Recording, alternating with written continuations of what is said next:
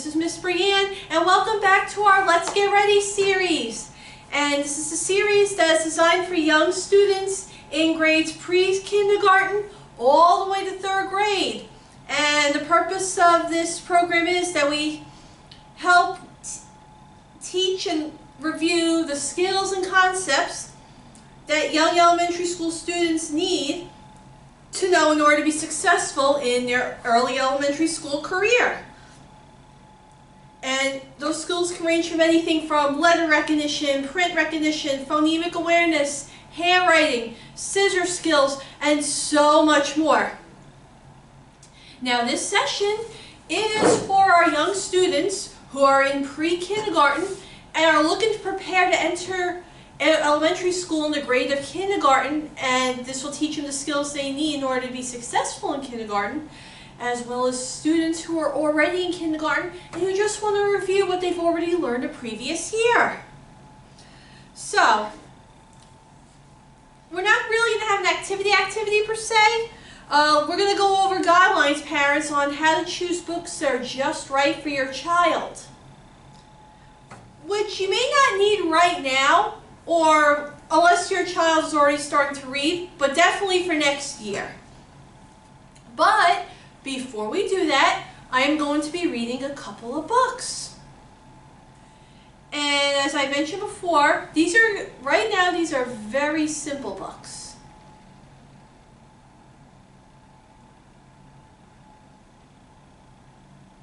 Yes, they're very simple books for young readers. And these actually may be a little bit more challenging, but they make for a fun read, especially if you're on hand to help out parents. So I'm going to be reading a couple of books today. Now, the first book I am going to read to you is called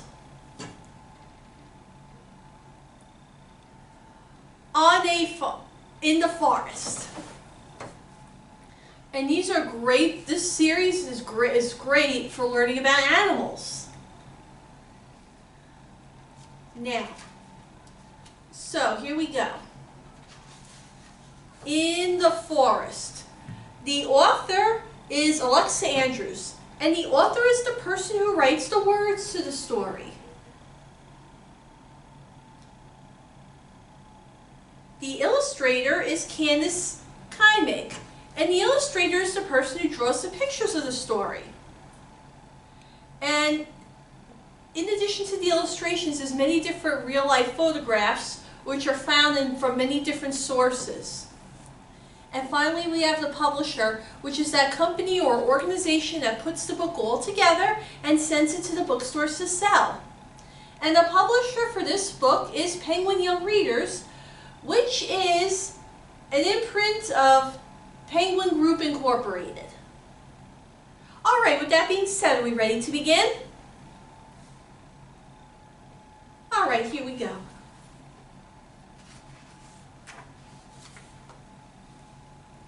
See what lives in the forest.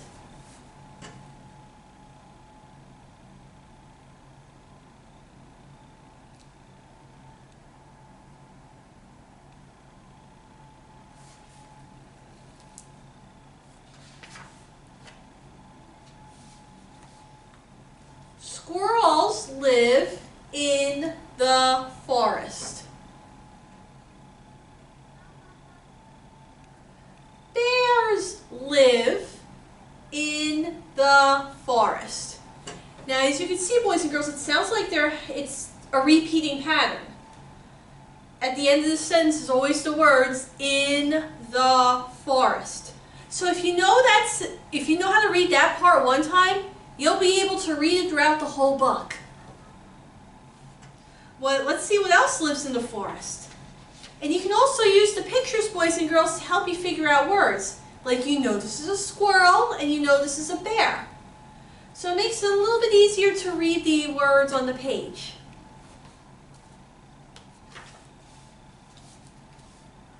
Moose live in the forest.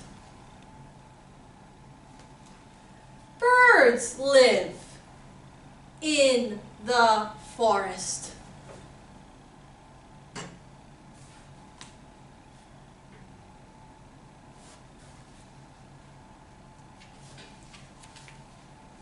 Ooh, here we go. Deer live in the forest. Raccoons live in the forest.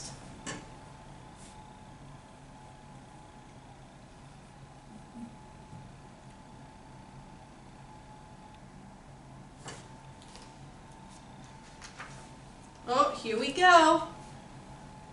Butterflies live in the forest. Skunks live in the forest. So you can see that same ending of the sentence is repeating over and over and over again. And the more you hear it, the easier it is to figure out, boys and girls. Anything else that lives in the forest? What do you think, boys and girls?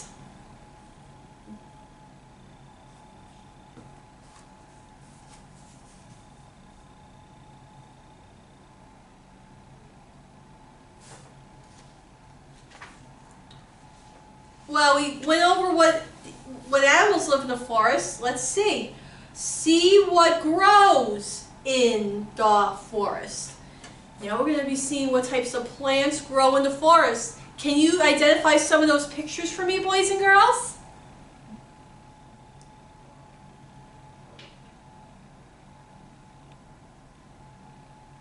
Well, let's see what types of plants grow. Ooh, flowers grow in the forest. Again, that same repeating sentence pattern. Acorns grow in the forest.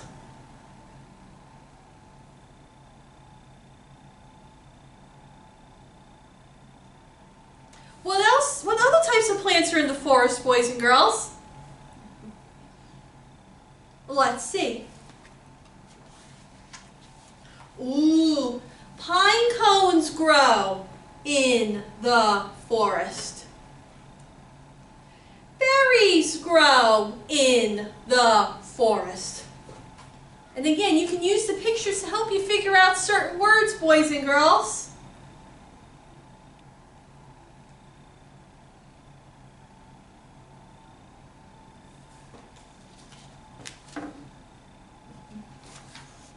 Oh, here we go. Leaves grow in the forest. Mushrooms grow in the forest.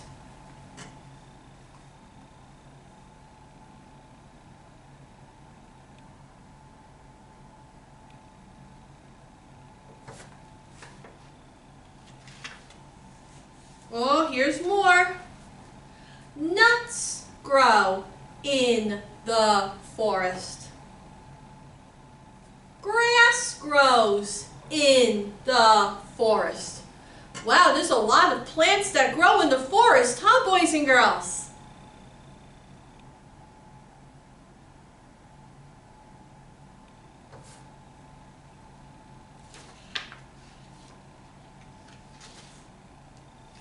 Alright, so we learned about the animals that live in the forest, and we learned about the plants that grow in the forest. We're going to look at other things that are in the forest. See what is in the forest.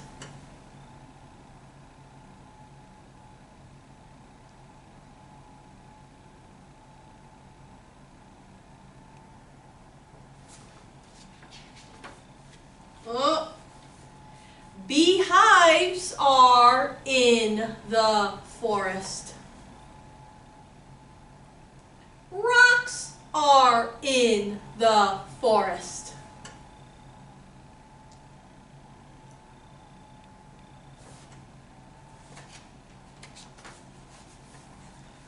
Roots are in the forest.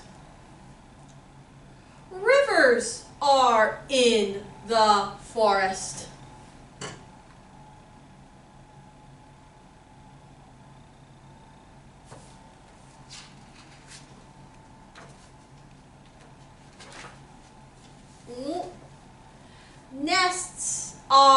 in the forest. Logs are in the forest.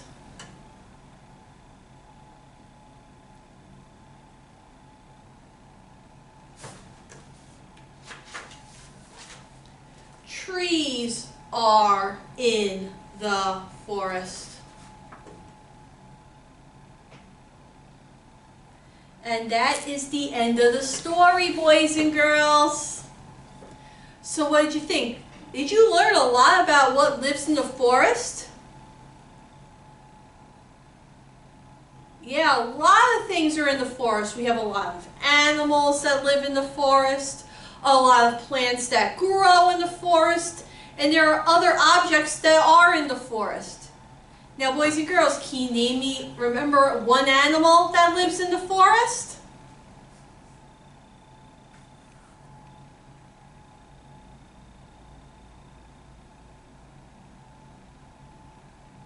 All right, can you think about one plant that grows in the forest?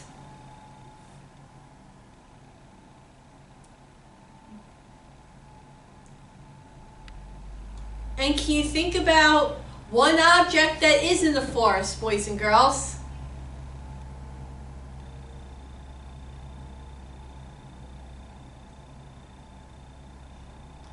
Alright, well, I hope you learned something new in this book, and I hope you enjoyed it. But let's move on to our next book now. Now, in this book, you learned about different plants and animals and other objects that are in the forest. You're going to be learning you're going to be learning about different animals and other objects, but this time you're going to learn about them on a farm. And this will have pretty much the same repeating patterns as this book. Again, another easy read. So, on a farm. Again, the author is Alexa Andrews. And again, the illustrator is Candice Keimig, with different real-life photographs from many different sources.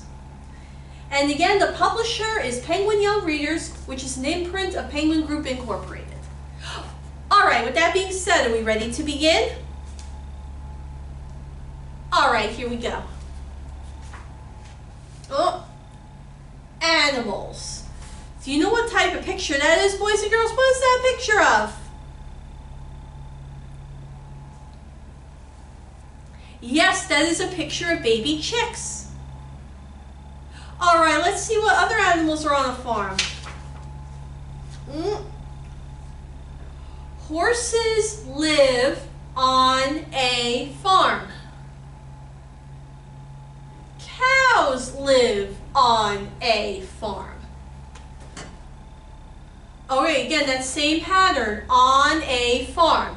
If you know how to read that, boys and girls, you'll be able to read almost every page. And again, you can also use the pictures to help you figure out some of the names of the animals. But what do you say? Let's move along and see what other animals live on the farm. Sheep live on a farm. Chickens live on a farm.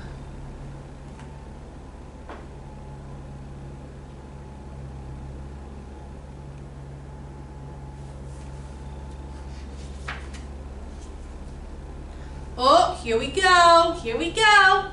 Turkeys live on a farm. Goats live on a farm. So we got a lot of different animals that live on the farm. Do you know what they look like, boys and girls, especially with the pictures? And again, with the sentences, the endings always repeat. The ending on a farm always repeats. So once you know how to read that, you'll be able to read almost every sentence in the book, boys and girls. Let's see what other animals there are. Pigs live on a farm. Dogs live on a farm.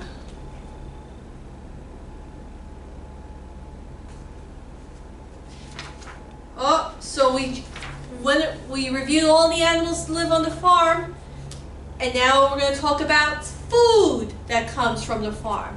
Can you name some of those bits of food in the photograph, boys and girls?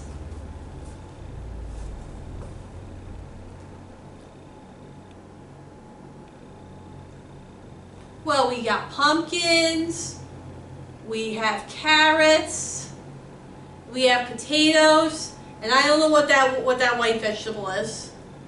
I'd like to say it's parsnips.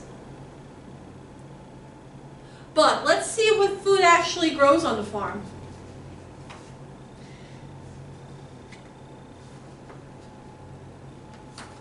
There we go.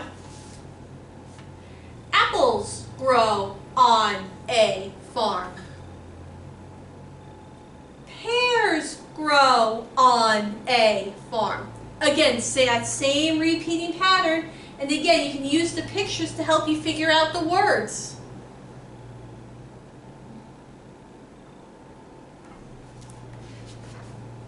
Oh, cherries grow on a farm. Carrots grow on a farm.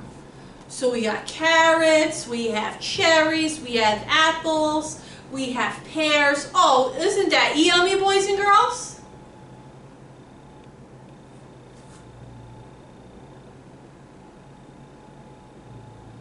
Well, let's see what else grows on the farm. Tomatoes grow on a farm. Potatoes grow on a farm. These look so yummy, boys and girls. Don't you want to eat them off the page? I do. But let's see what else grows on the farm. Ooh, pumpkins grow on a farm. Corn grows on a farm.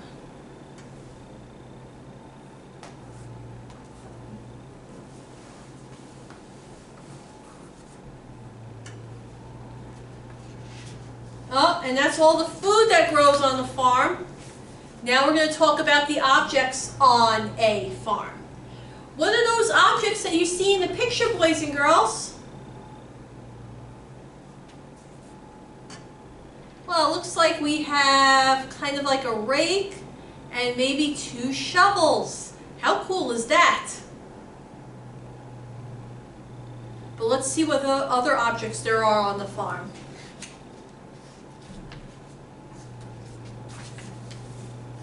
Hay is on a farm.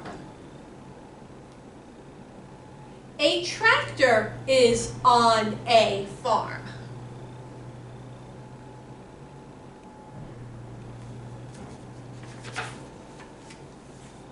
A wheelbarrow is on a farm. A rake is on a farm.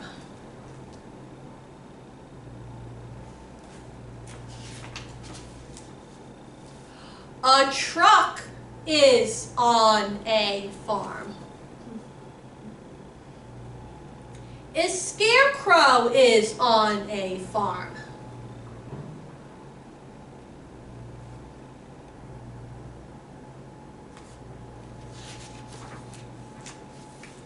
A barn is on a farm.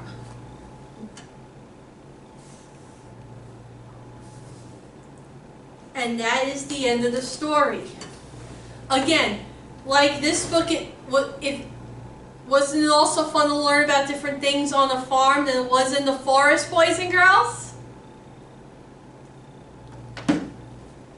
Alright, so I need you to learn all about the different animals and food and objects that are on the farm. Alright, so I want you to take a minute to learn about think about one animal that lives on the farm. Give me 1 minute.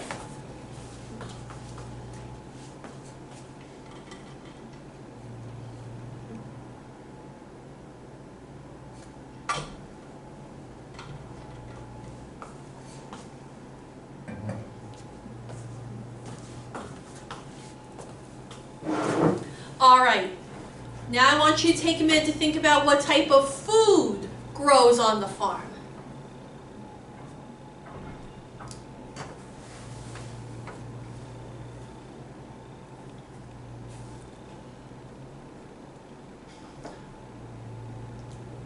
Now I want you to take a minute to think about one object that lives on the farm.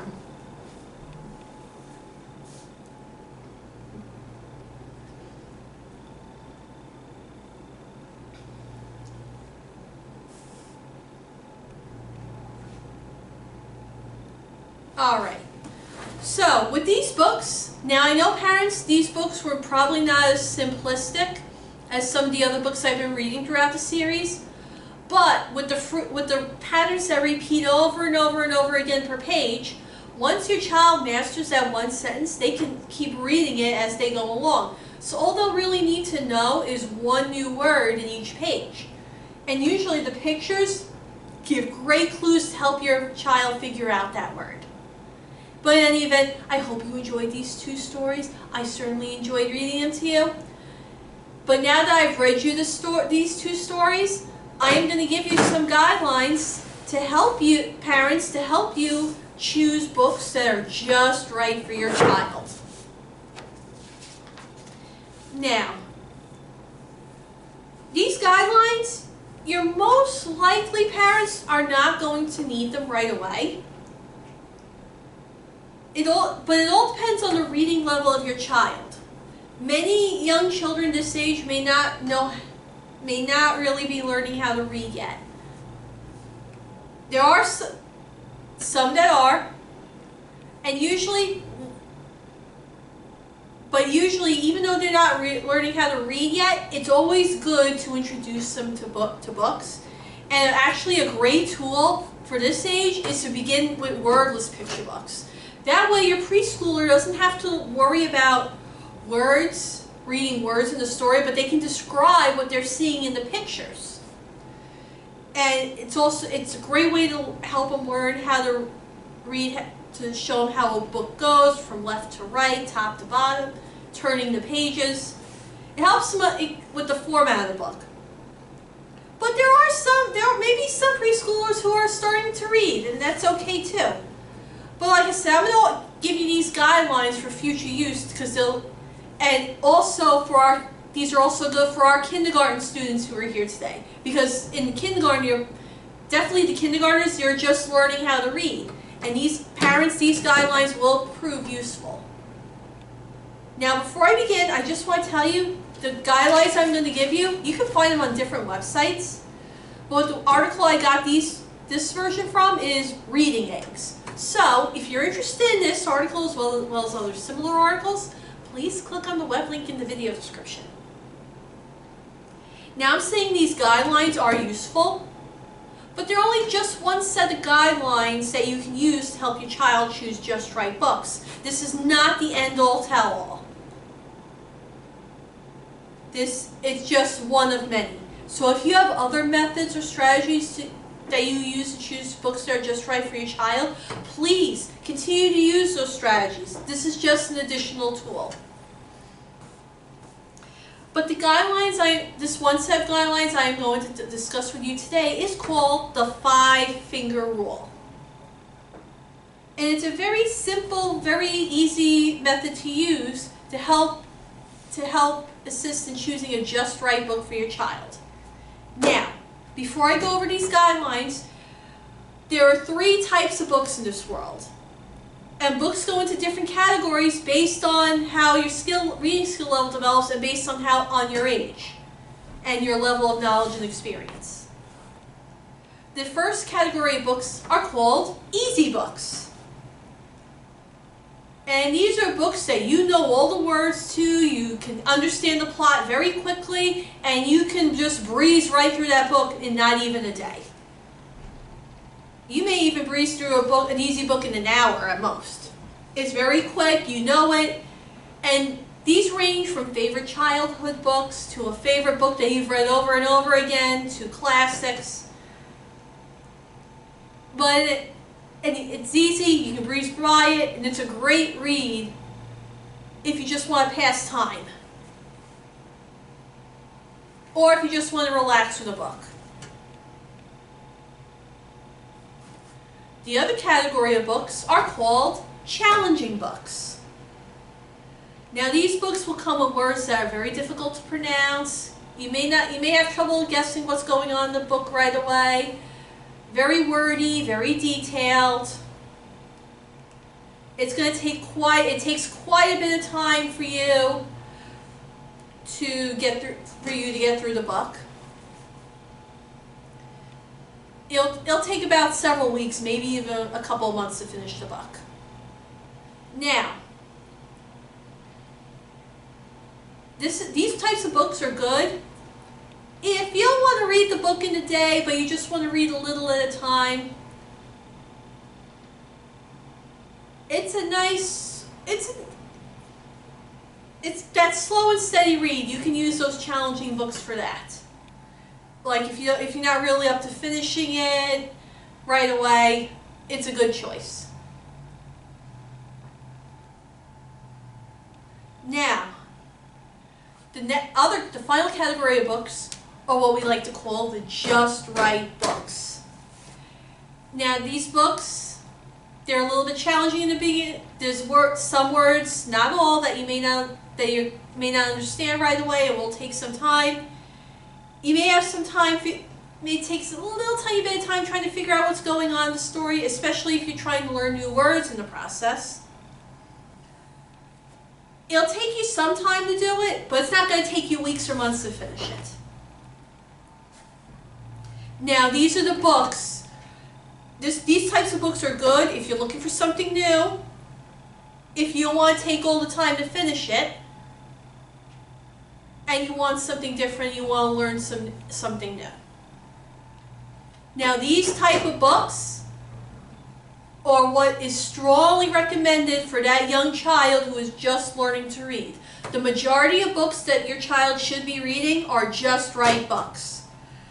That gives them the challenge they need to push ahead in their reading skills, learn new words, have them read about different subjects and stories and interests. These are the books that you use to motivate your child. And it matches their level of ability. It's not too easy, but it's not too hard either. Now, the 5-finger rule is a set of guidelines. Like I said, it's not the end-all tell-all, but it's one set of guidelines you can use to help your child find just right books for them. And it's very simple to implement. So, the key here is have your child find a book that they're interested in. Okay, and they find a book they're interested in, and you have them show it to you. Once they show you that book they're interested in, what you have them do is have them turn to any random page in the book. Any random page. Just one random page. And they are only going to read that one random page to you. Nothing more, nothing less. Just one page. Now, as they're reading the page, for every word they don't, they're going to hold up their fist like this. And for every word that they don't know, they hold up one finger. Now, and they put up a finger for every word they don't know until they get up to 5 fingers. Once they get up to 5 fingers, even if they don't finish the page, have them stop. But if they don't hold up 5 fingers and if they read the whole page, have them stop. Then you can the level that the book is at is determined by how many fingers they're holding up at the end of the page. If they're holding up 0 fingers by the end of the page, or if they're only holding up 1 finger by the end of the page, what that means is that book is going to have a lot of words that they already know, and they'll most likely understand the book right away, and it'll most likely be a quick read, and the book is most likely going to be too easy for your child to read. Now they'll definitely be able to read it on their own. That's okay if you want them to have something to just maybe pass the time real quick, or if they just want to read their favorite book once. It's okay, but don't give them these easy books all the time. And I'll explain more about that in a minute. Now, next up, if they finish the page and they hold up 2 fingers, what that means is this book will be a just right book for your child. It's going to have words that they're not going to know right away, but that's okay because it's going to give them that motivation they need to learn brand new words. It's going to be a little bit difficult at first, but the challenge is fairly reasonable, and your child will definitely be able to handle it, and they'll be able to read it on their own without your help. So, with 2 fingers, that means it's a good choice for your child.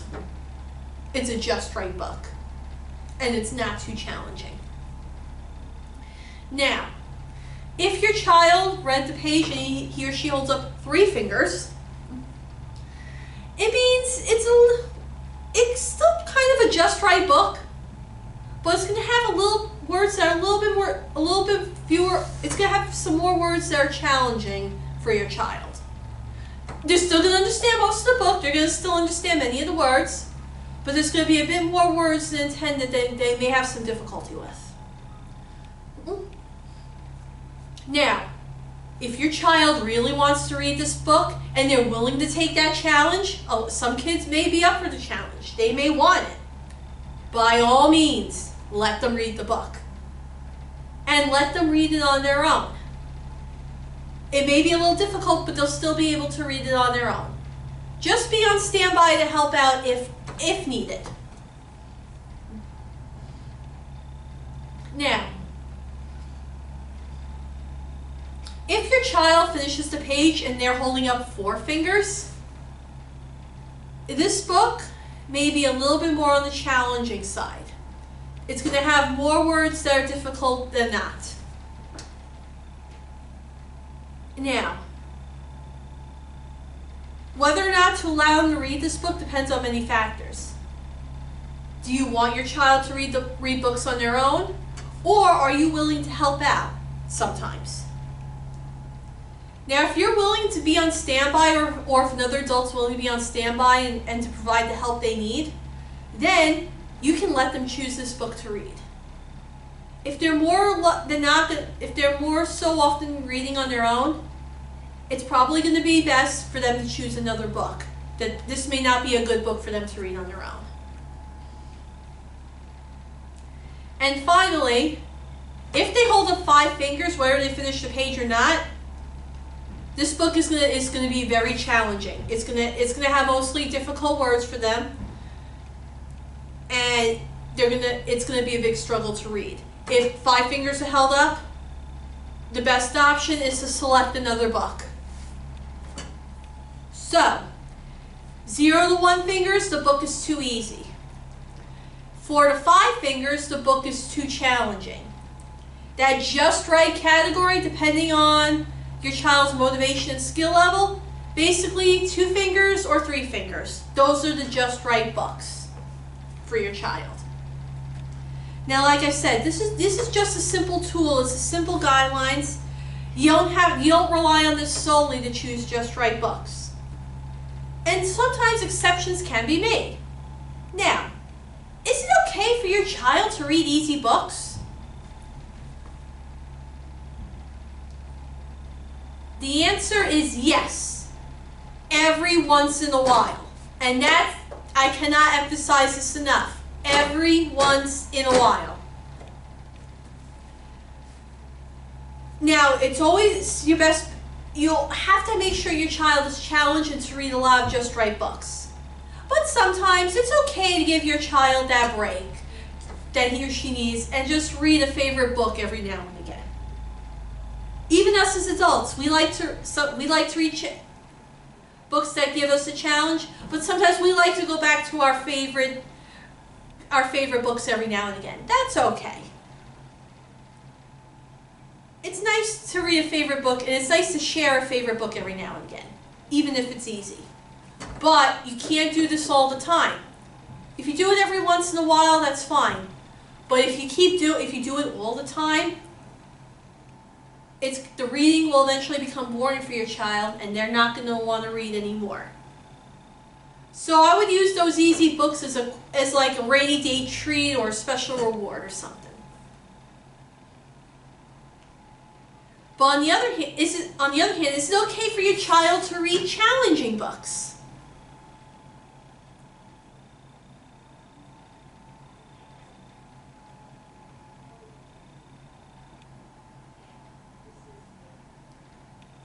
Okay, the answer is yes. Again, every once in a while. Sometimes your child may be up for that challenge, or they find a book that they're really interested in, even though it's going to be a little bit difficult for them to read. If they want to give it a try, by all means, let them try out the book. Just be on hand to help out if they come across a tricky word. And also, let your child know that if it's too hard for them and they don't want to read the book anymore, that's okay. Just encourage them, praise them for the effort they made, and you can always let them know they can go back to it another time when they feel like they can read it better. But it's okay to let them try those challenging books every once in a while. If they try too many challenging books, or if you pressure them to finish a book, even if they don't want to, what's going to happen is they're really going to struggle through the book. They're going to get extremely discouraged, and they're not going to be wanting to read any book. So basically what I'm saying, the key is balance. If you let them read a favorite book every once in a while as a nice little break, because if they're interested in it, it keeps that reading motivation going. If they want to try a challenging book, just give it a try. Let them as every once in a while. But the key is those mostly just right books, and always make sure you have find books they're interested in, or that gives them that challenge, that push, and it's at their level, and it will encourage motivation of reading and improve their skill level. Alright, and that's basically the 5-finger rule. When you registered, you should have gotten a packet with these written guidelines down, as well as some book lists, a couple of book lists that you can use to help in selecting just right books for your child. And if you get stumped, parents, please feel free to visit us here at the library. Myself and the other children's librarians are more than willing to help you find that just right book that you're looking for. Anyway, I hope you enjoyed this program today. I am looking forward to next month already. But until then, please check out the other programs, either in person or virtual, that myself and the other children's librarians here have to offer at the Westhampton Free Library. But until next time, this is Miss Brianne saying take good care of yourselves. Have a great day, and I'll see you next month.